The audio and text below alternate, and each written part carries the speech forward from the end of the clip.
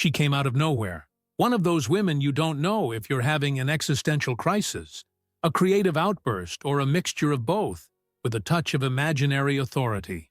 She appeared dressed in a black robe, one of those you buy in a fifth-rate masquerade costume store, with a plastic hammer in her hand. Hammer. Office plastic. And she was convinced, very convinced, that she was the judge of the community. Literally. She said she was there to judge the violators of the neighborhood rules. I swear I stood on the sidewalk, trying to figure out if this was an open-air theater performance, a protest, a hidden camera, anything to justify the size of the delirium. But no, it was real. That woman was visiting the houses on the street, knocking on doors with a clipboard and a notebook in which she wrote down supposed infractions. She used phrases like, "I'm going to file a lawsuit against you," or "This fence doesn't meet HOA standards," and, as a judge, "I'm declaring this property in non-compliance." People, the level. The first victim was Mr. Bob, a retiree who spends his afternoons taking care of his orchids. According to her, his plants were outside the acceptable color palette, as if someone had written a constitution about flowers. Then it was Donna Mary's turn, a lady who hardly listens properly. She just got a full lecture for hanging a dishcloth with a flamingo print on the balcony. Flamingos. Symbols of tropical imbalance, according to the judge of the costume bought at a sale. I watched from afar, sitting on my balcony, like someone watching a bizarre circus show.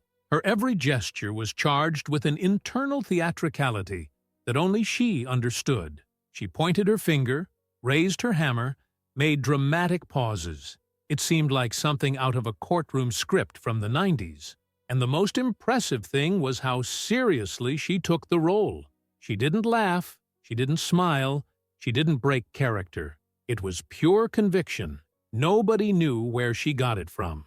Some said she had read too many HOA regulations and had a mental short circuit. Others thought it was an act to try and get herself elected as the new leader of the neighborhood, since the old management had resigned after a scandal involving the painting of the community kiosk.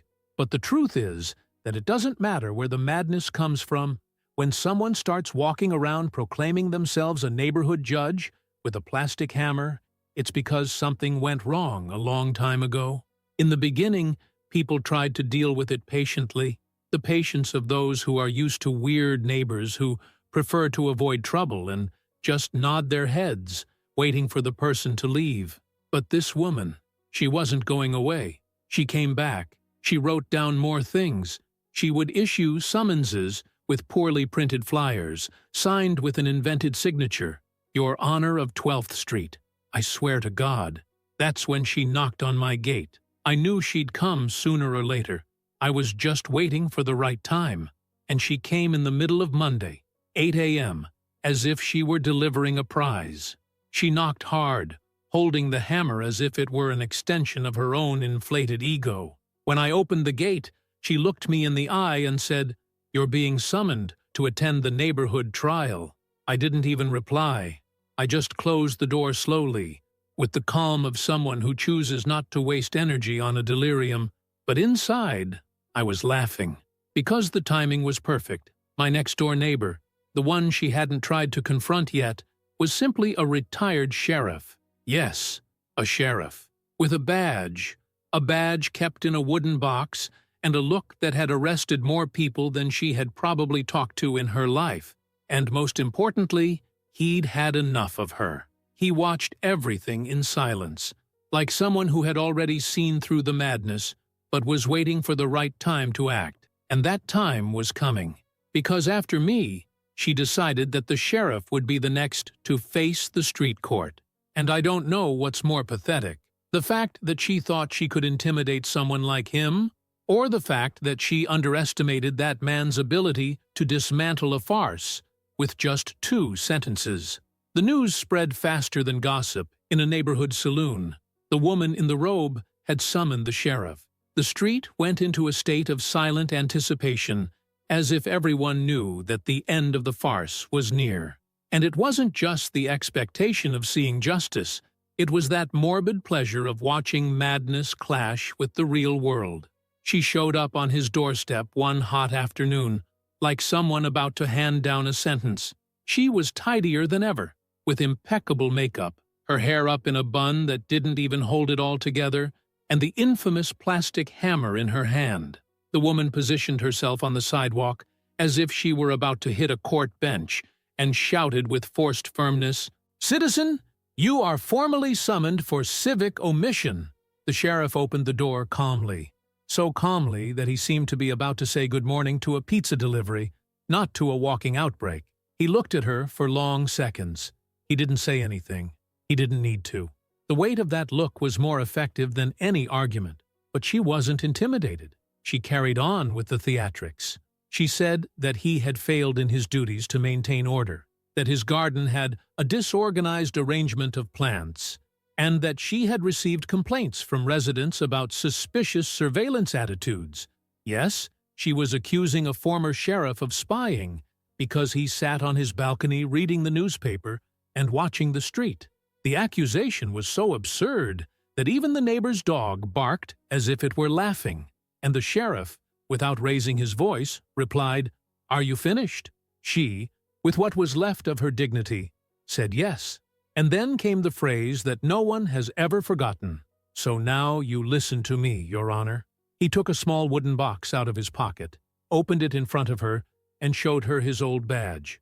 It was more than just a piece of metal. It was the symbol of a lifetime of putting crazy people in their place.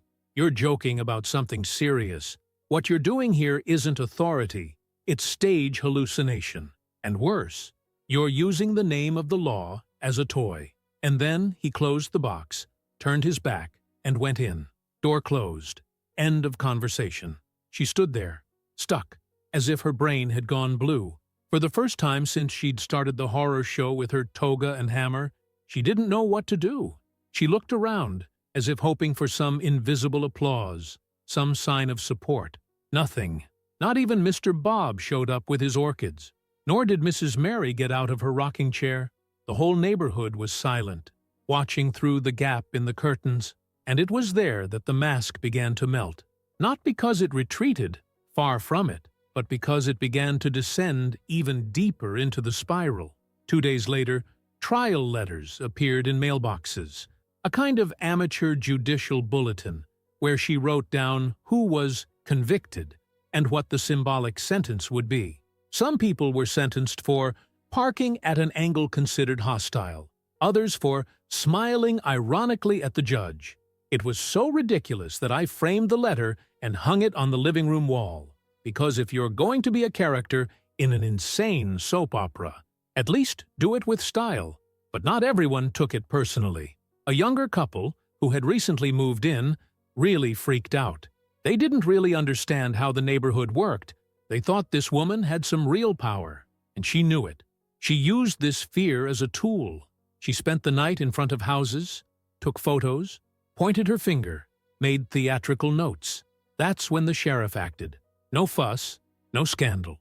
He went to the town hall, pulled up the HOA's records, accessed the bylaws, printed out copies, and brought everything under his arm. The following week, he called an informal meeting at the neighborhood recreation field. It wasn't an association meeting. It was a gathering of neighbors, normal people, people who had had enough. Almost everyone showed up, some out of curiosity, others out of indignation, and in the middle of the circle, he began to speak. He explained what could and couldn't happen within the structure of the HOA. He said that what she was doing was abuse, that there was no such thing as a community judge, that fantasies and threats were no substitute for legal proceedings. And then, with the calm that only he had, he looked at everyone and said, "If she shows up again with a toga and a hammer, you'll call the police, because this is now a case of disturbance and false authority." The woman didn't show up that night, but the next day, she stopped by the sheriff's house in a new costume, a long black cape, a white British court-style wig, and a belt with bells hanging from it. And there, in that parade of insanity, all that remained was pity, because she didn't want order. She wanted control. She wanted to be feared. She wanted to turn a quiet neighborhood into a reign of delirium, but the spell had turned against the sorceress. Respect became a joke, fear became debauchery, and control became isolation. But, like every crazy story, she still had one final trump card hidden away, one last desperate move, because days later, she disappeared, and when she reappeared, it was with something even worse than a plastic toga. After the scene with the British wig and the cape dragging on the asphalt, I thought we'd reached the climax.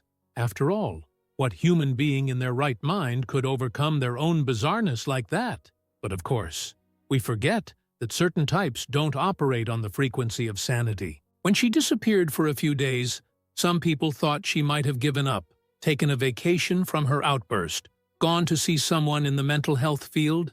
But no, that was planning. She was gone for 3 days, long enough to create the illusion that peace had returned. It was like that silence before the storm, the calm moment that deceives. Until Saturday came. The whole neighborhood woke up to noise, the noise of a poorly regulated microphone, squeaking speakers, someone testing the volume with a hoarse voice shouting, "Test, sound, 1, 2, 1, 2. I went out onto the balcony thinking it was some random community event, but when I looked outside, I had confirmation that not only had the woman not given up, she'd come back worse. She had set up a makeshift stage in front of her garage. A stage made out of planks, wooden boxes, and a banner handwritten in red paint, "People's Court, today." And there she was, dressed in what looked like a mix between a toga, a lab coat, and an online forum superhero costume. And this time, the hammer was no longer made of plastic. It was made of wood, the kind you find in a hardware store. He hit the crate hard, as if he was about to condemn humanity for collective contempt. What followed was something that not even the most creative of suburban tragedy writers could have predicted. She started calling her neighbors by name, full names, loudly, into the microphone. She said that this was Judgment Day, that everyone would be judged for betrayal of residential harmony and subversion of the invisible norms that govern good coexistence. And then he began to read out supposed cases in a solemn tone, as if he were really in a legal hearing. That's when I realized how out of control it had gotten, because she wasn't just putting on an act. She believed. She believed deeply. Her eyes no longer had that glint of performative provocation. There was something else, something out of step, like someone who had dived too deep into an invented role and now didn't know how to get back to the surface. She spoke angrily, with dramatic pauses, pointing at houses, listing crimes such as putting rubbish in the wrong place, opening the garage outside of quiet hours, and using a color of awning that she didn't approve of. The most disturbing thing? Some people showed up, some out of morbid curiosity, others out of fear, and some even thought it was an artistic intervention. And she used that as fuel. The more people watched, the more she inflated herself. But the breaking point came when she tried to cross the street. She said she needed to carry out her sentence and started walking towards the house of an elderly neighbor who had been convicted of planting too many daisies. Yes, too many daisies. The justification? Excessive stimulation of the visual spring, the height of delirium. But when she got close to the entrance to the house, something unexpected happened. The door opened, and who appeared, stepping calmly out onto the balcony, was the sheriff. He had heard everything from the house. He was quiet, but attentive. He was always like that, and when she threatened to cross the physical line, he acted, without haste, without raising his voice. He just walked towards her, looking into her eyes with that expression that said it all. And it was the first time since this circus began that she hesitated. He stopped in front of her, crossed his arms, and asked, "Do you intend to break into this house now?" The question was direct, dry, blunt. She blinked, opened her mouth to answer, but her voice didn't come out. It was as if reality had slapped her in the face. He continued, "If you take another step in this yard, you will be arrested. And this time it's not theater." She stepped back half a centimeter, then another. And then he began to say, in a broken tone, that it was all symbolic, that no one was in danger, that it was an act to alert the community. But nobody bought it. The people began to disperse. The magic had broken. The aura of control had evaporated in the midday sun. The theater had become pathetic, and she realized it.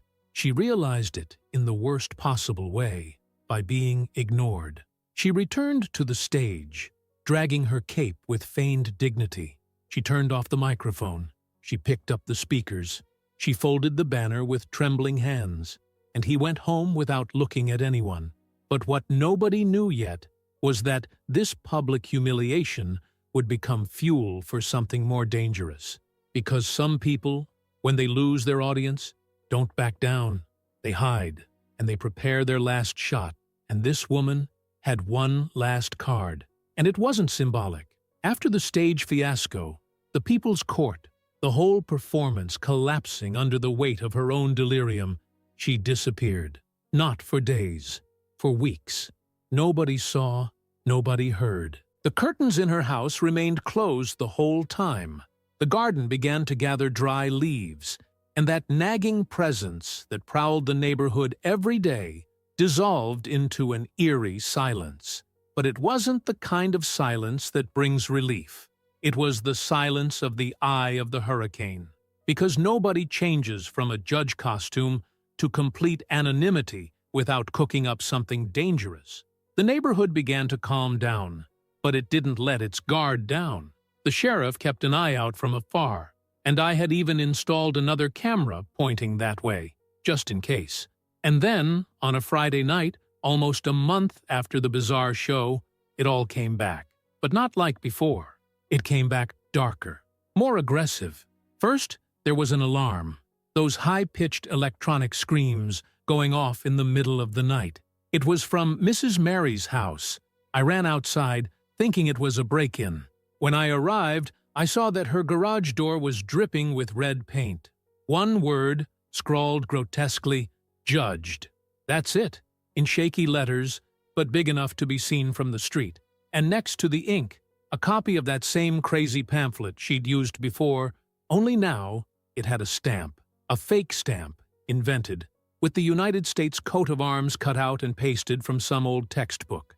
Underneath, it said, Citizen Surveillance, Executive Order Number 001.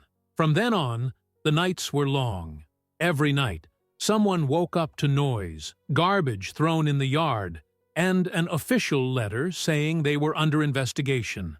Some even came with fictitious fines attached.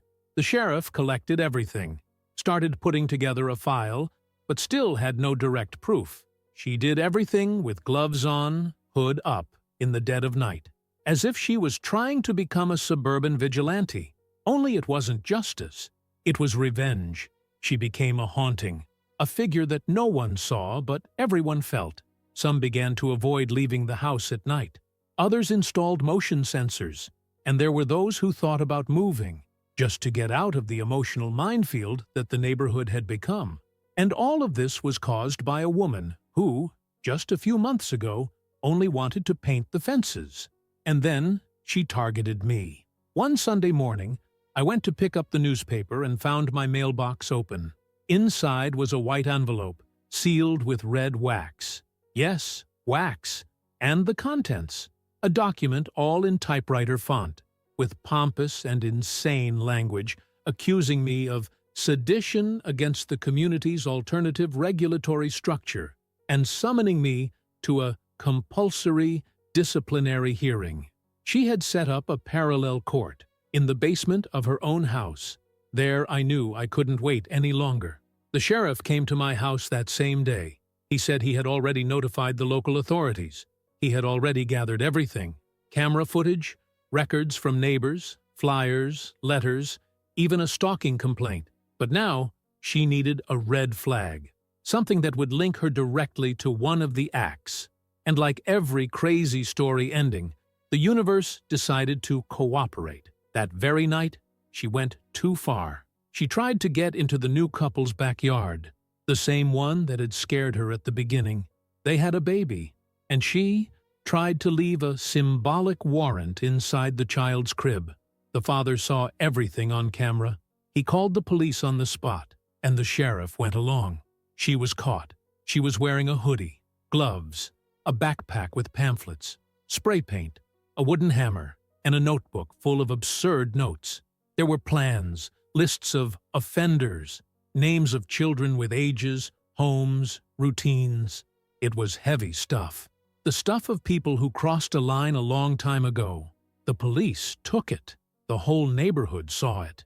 She tried to shout that it was a legal provisional government, that it was acting for the sake of order. She shouted legal terms out of context, as if she were reading a legal dictionary in crisis. The sheriff said nothing. He just looked, the same calm as always, but this time with his arms crossed as if to say, "Now it's over." A few days later, we learned that she had been taken for a psychiatric evaluation.